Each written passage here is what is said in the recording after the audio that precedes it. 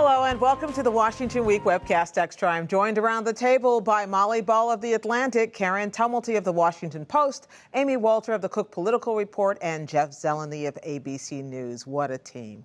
The 2014 midterms are all over, but for the shouting, which means naturally we have no choice but to turn to 2016. And if you think it's too soon, you haven't been paying attention. The candidates are already on the stump, and even though they say they are campaigning for somebody else, we know what's up. Don't we, Hillary Clinton? We know. We're watching. Jeff, Hillary Clinton. Well, she's been out in full force. She was in Iowa just this week. She is in Kentucky over the weekend, Louisiana over the weekend. I saw in North Carolina. North Carolina. So she is fully. She's been in New Hampshire, obviously. So I think we, are seeing her debut. But the midterm elections are always a time that's sort of the prelude. I was thinking back this week to 2006, and that is when Barack Obama first emerged. He was on a book tour, and then he was the most popular surrogate for other Democrats. And his experience on the trail that fall really propelled him into and convinced him he should run for president. I don't know that anyone else has emerged quite like that this year. I guess Elizabeth Warren is still saying she's not running, but boy, is she popular out there. I've seen her at a few things. About that, and she is campaigning aggressively, and she was on The View this week, I noticed, and she was in... She was, yeah. On ABC, I might add. And she was trying to get out the women's vote. So there she is campaigning for Mark Udall. There's no reason not to bring her out. Okay, let's flip to the other side.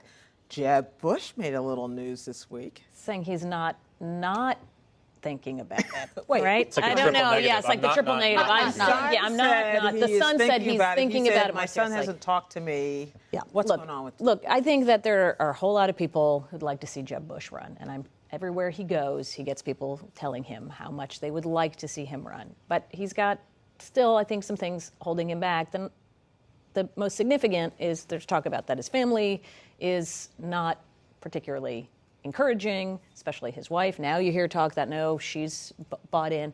Look, I think the bigger problem is not just that he has the last name Bush, but that he hasn't been on the ballot since 2002. Yeah. And so for all the talk of, gosh, he's going to have a hard time with the base because of his positions on issues like immigration, on education, I think it's really just learning how to be a modern era candidate. I mean, he wasn't running when they had YouTube and Twitter and trackers following every minute of your life. That is a very different, and there's no way to practice. Remember in the old days as candidates, you could go do these things where you could be on the stump and practice somewhere in Iowa. Now one of you all will be following. Maybe this and he was a good governor, but as a candidate, I remember being down there. I don't ever recall him being all that joyful as a candidate. He was never that smooth. He's not the glad hander in the Bush family. Right. And let's face it, it's also running. He's been living a pretty nice life, and running for president means staying at every one of these darn town halls and waiting for the last person to ask the last question that you've been asked 14,000 times before. And the question is whether he really even has that requires a real appetite. You know who does that, who seems to have the appetite? I'm going to be sorry I said this, but is Christie, which is he loves to shake every last hand. He doesn't mind telling people to get out of his face, and he gets cameras everywhere he goes. He's one of these politicians who seems to just feed on the energy of all of the humans around him. You've got to think that he's one of these, not to psychoanalyze the guy, but one of these people who sort of hates to be alone, right? But people respond to that. People respond to his energy, they used to say that about Bill Clinton, too. Right. It really worked. Exactly. Well, it did. And I think we are seeing, in this season of sort of auditions, right, in this season of soft launches where the candidates do go out to these states and see how people respond to their messages, that Christie is getting a warm reception, and he is clearly, overtly trying to see how far he can go with, Bridgegate now a year behind us, to see if there's an appetite for what he is selling, and to see if the establishment feels like he has come far enough since the scandal that he can be their favorite again. He had another one of these moments on camera this week where he blew up at somebody in New Jersey.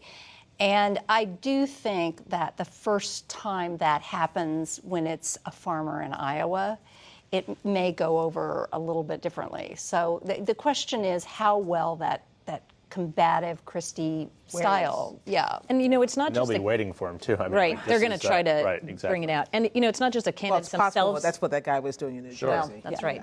It's not just the candidates themselves that are doing the soft launch. I mean, I think it's interesting that, for example, Marco Rubio, one of his top staffers, has been deployed to Iowa. And Marco Rubio was in Iowa Marco himself Rubio is spending this a lot of time there. I mean, that person has been there helping Joni Ernst, the Republican candidate there.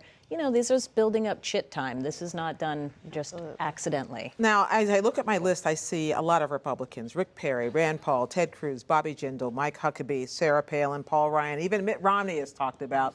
But funny that there aren't that many Democratic names floating around overtly. No. Is the whole story going to be on the Republican side, or are some Democrats going to? No, there's still going to be a story on the Democratic side. If it's not Elizabeth Warren, it'll be someone else. I mean, Bernie Sanders, the independent from Vermont, the senator, he has been out campaigning. He's been in Iowa a couple times, Wisconsin, New Hampshire.